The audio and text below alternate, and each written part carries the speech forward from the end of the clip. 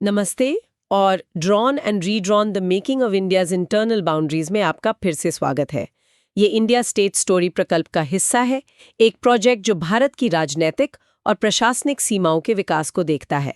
इसे पुणे में flame university के centre for legislative education and research चलाता है। अब हम आखिरी यानी पार्ट सी राज्यों पर आ रहे हैं। ये वो राज्य थे जिन पर सीधे केंद्र सरकार का शासन था, एक चीफ कमिश्नर के जरिए। ये दर्जा उन राज्यों को मिला जिन्हें या तो कम विकसित माना गया या फिर सामरिक दृष्टि से महत्वपूर्ण समझा गया। इन्हें आमतौर पर एक अस्थायी व्यवस्था भी माना गया था, जिन्हें बाद में पार्ट ए या बी राज्यों में मिलाया जा सकता था। अगले कुछ हिस्सों में हम हर पार्ट सी राज्य और उसके बनने की कहानी को करीब से देखेंगे। इस विषय को गहराई से समझने के लिए सीजन 2 के पहले 3 एपिसोड जरूर सुनें। वो भारत के एकीकरण की प्रक्रिया, कानूनी प्रावधानों और इसमें शामिल मुख्य लोगों का अच्छा परिचय देते हैं। ये सारे एपिसोड्स हमारे इंडिया स्टेट स्टोरीज टीम के लिखे आर्टिकल्स पर आधारित हैं, जिन्हें गूगल के नोटबुक LM की मदद से ऑडियो बातचीत में बदला गया है। आपको शो नोट्स में संबंधित आर्टिकल के लिंक मिल जाएंगे। तो आज हम एक बहुत ही दिलचस्प विषय पर बात करने वाले हैं, कच्छ रियासत। हम ये समझने की कोशिश करेंगे कि कैसे ये अहम रियासत भारत में शामिल तो हुई, पर एक अलग तरीके से, मतलब सीधा केंद्र सरकार के कंट्रोल में आ गई, एक पार्ट सी स्टेट के तौर पर। ये सारी जानकारी इंडिया स्टेट स्टोरीज के एक लेख पर आधारित है और हमारा मकसद आज यही है कि उन खास वजहों को जानें जिनके चलते कच्छ को सीधे सेंट्रल एडमिनिस्ट्रेशन के तहत रखा गया। ये आम विलेज जैसा नहीं था। तो सवाल है क्यों? तो चलिए थोड़ा पीछे चलते हैं।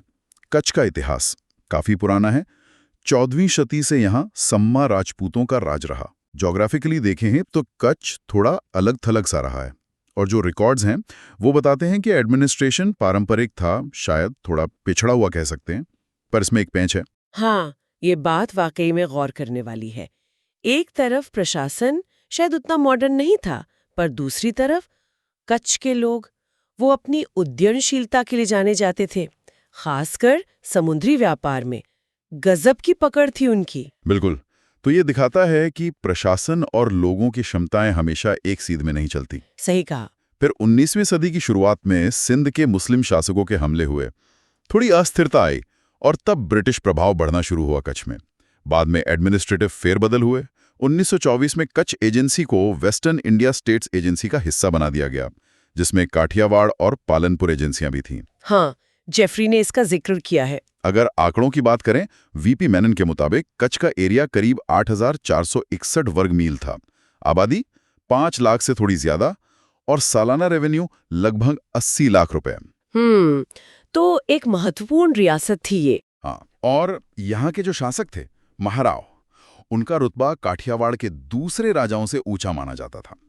हालांकि भाषा और कल्चर के हिसाब से इसे काठियावाड़ का ही हिस्सा मानते थे।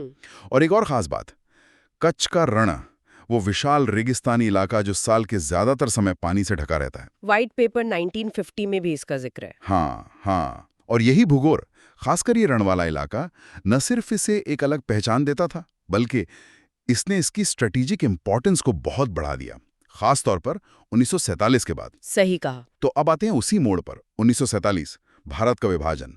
यहां से कच्छ की कहानी एकदम पलट जाती है। जो रियासत अब तक थोड़ी शांत सी थी, वो रातों रात पाकिस्तान बॉर्डर से सटा एक सेंसिटिव फ्रंटियर स्टेट बन गई। और बस यहीं से मतलब सिक्योरिटी की चिंताएं तेजी से बढ़ने लगी। अक्टूबर 1947 में जब वो जूनागढ़ वाला संकट हुआ, आपको याद होगा, नवाब ने पाकिस्तान में जाने का ऐलान कर दिया था। हाँ, बिल्कुल। तो उसी दौरान कच्छ से सटे सिंध में, जो अब पाकिस्तान का हिस्सा था, वहां पाकिस्तानी फौज की कुछ हरकतें देखी गईं, खबरें आने लगीं, और इससे दिल्ली में, आप समझ सकते हैं, चिंता बढ़ गई। और बात सिर्फ फौजी हरकतों की नहीं थी।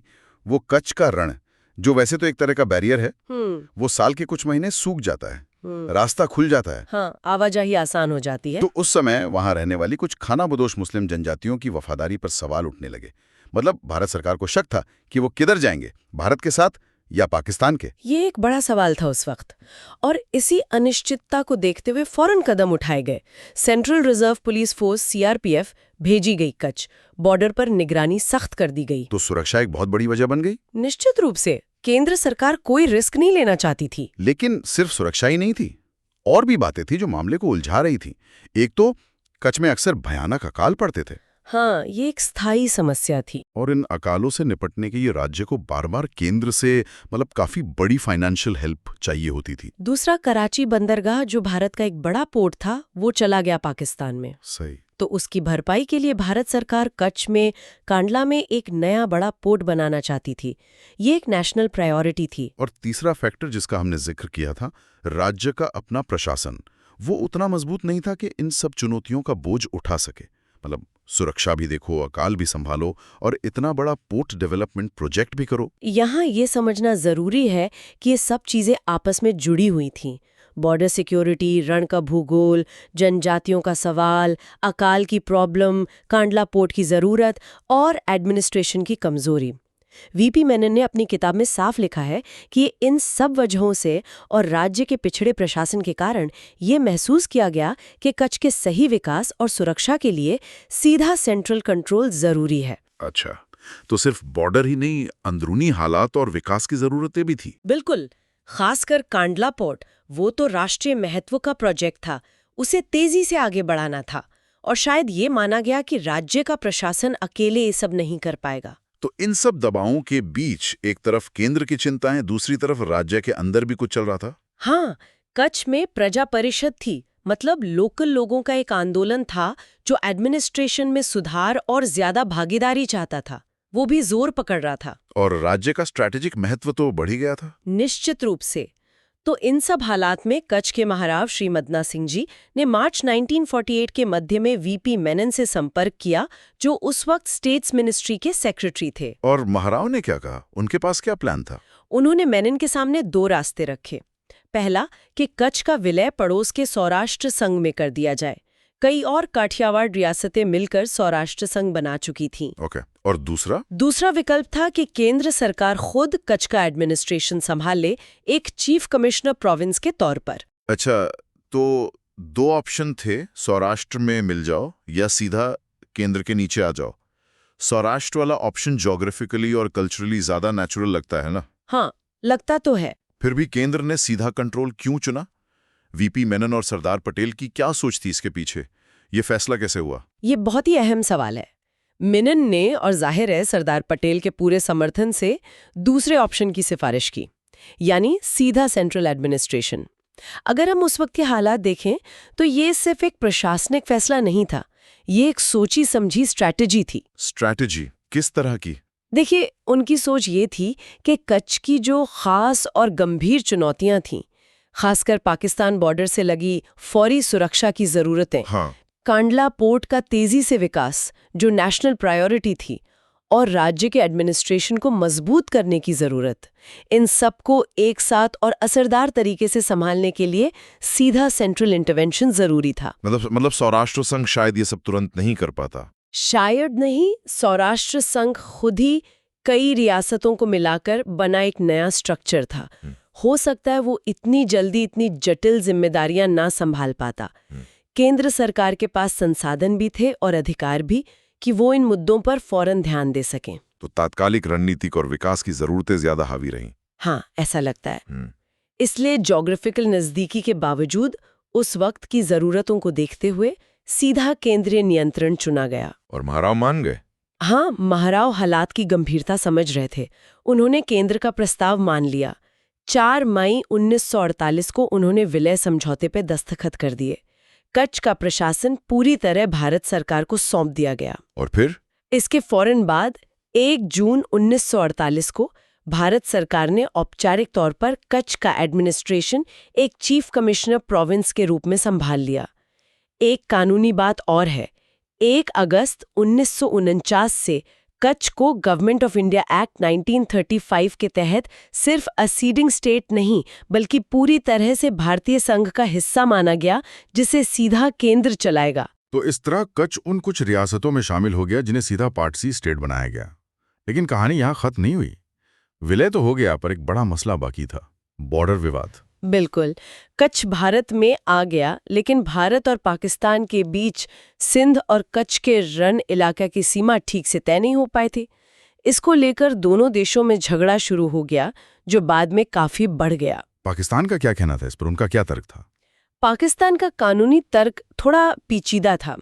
उन्होंने कच्छ के भारत में अधिमिलन जो 11 अगस्त 1947 को हुआ, उस पर सवाल नहीं उठाया। अच्छा। लेकिन उनका तर्क ये था कि भारत को सिर्फ वही इलाका मिला जिस पर कच्छ रियासत का 4 मई 1948 यानी जिस दिन पूरा विलय हुआ, उस दिन असल में वैध कब्जा था। मतलब ये कि अगर अगस्त 1947 और मई 1948 के बीच पाकिस्तान ने विवादित रण इलाके के किसी हिस्से पर अपना कंट्रोल जमा लिया था, तो वो हिस्सा भारत को नहीं मिल सकता, भले ही कच्छ उस पर पहले दावा करता रहा हो। तो उन्होंने विलय की तारीख को आधार बनाया। ये तो काफी महीन कानूनी नुक्ता है। हाँ, और यही विवाद की जड़ बना। इस विवाद का फिर क्या हुआ? बात आगे कैसे बढ़ी? ये विवाद जुलाई 1948 में डिप्लोमेटिक नोट्स के लेन देन से शुरू हुआ।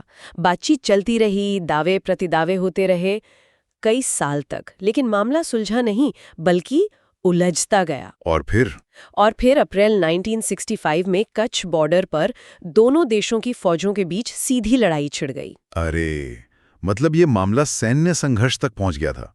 फिर सुलझा कैसे? हाँ, 1965 की लड़ाई के बाद ब्रिटेन के प्रधानमंत्री हैरोल्ड विल्सन ने बीच बचाव किया, सीज फायर हुआ और फिर दोनों देश इस विवाद को एक इंटरनेशनल ट्रिब्यूनल के पास ले जाने को राजी हुए।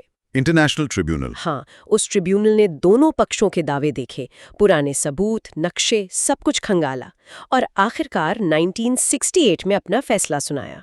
क्या फैसला आया? फैसले में विवादित रण इलाके का लगभग 90% हिस्सा भारत को दिया गया और करीब 10% पाकिस्तान को मिला। इस विवाद ने कच्छ के विलय को तो नहीं रोका, लेकिन संकेत मिलते हैं, जैसा कि यूएन की एक रिपोर्ट से भी लगता है कि ये जो बॉर्डर पर अनिश्चितता थी, ये भी उन वजहों में से एक थी जिसने कच्छ को सीधे केंद्र के अधीन लाने के फैसले को और मजबूत किया होगा। मतलब जब बॉर्डर ही तय नहीं है, विवाद चल रहा है, तो केंद्र का सीधा कंट्रोल रखना ज्यादा सुरक्षित लगा होगा। हाँ, ये सोचना स्वाभाविक है।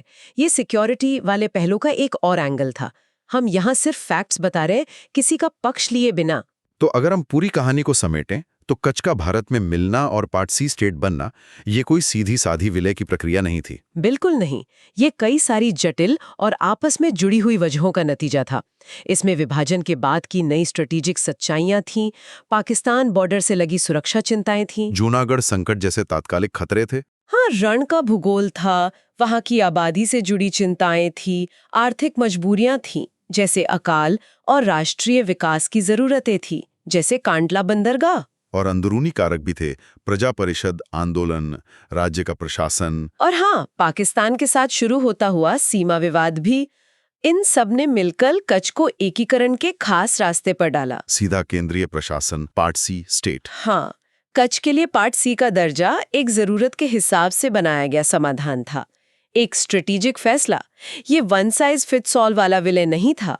ये एक तरीका था जिससे केंद्र सरकार सुरक्षा, विकास और प्रशासनिक सुधार तीनों पर एक साथ सीधे निगरानी रखकर फोकस कर सकती थी। और ये रास्ता बाकी रियासतों से अलग था। हाँ, अलग था।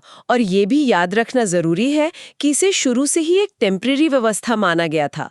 ये तय था कि बाद में इसे किसी बड़े पड़ोसी राज्य में मिला दिया जाएगा, जो पहले बॉम्बे और फिर गुजरात बना। ये वाकई दिखाता है कि भारत का एकीकरण कितना पेचीदा था। हर रियासत की अपनी कहानी, अपनी चुनौतियां और उनके समाधान भी उतने ही अलग। कच्छ का मामला ये साफ करता है कि ये सिर्फ विलय नहीं था, बल्कि हर जगह की जमीनी हकीकत, खासकर सुरक्षा और विकास की जरूरतों के हिसाब से रणनीति बनाने का काम था। यहाँ एक सवाल शायद सुनने वाले सोच सकते हैं, केंद्र के सीधे शासन का ये जो अस्थायी दौर था, इसने कच्छ के लंबे समय के विकास और उसकी अपनी पहचान पर क्या असर डाला होगा? क्या इससे विकास तेज हुआ, या स्थानीय राजनीति और समाज पर कोई ऐसी छाप पड़ी जो आज भी दिखती है? ये ऐसे सवाल हैं जिनके जवाब शायद इतिहास की और गहरी खुदाई में मिले। इस विषय पर और विस्तार से जानने के लिए आप शो नोट्स में दिए गए इंडिया स्टेट स्टोरीज के लेख का लिंक जरूर देखें। आज की इस बातचीत में शामिल होने के लिए धन्यवाद।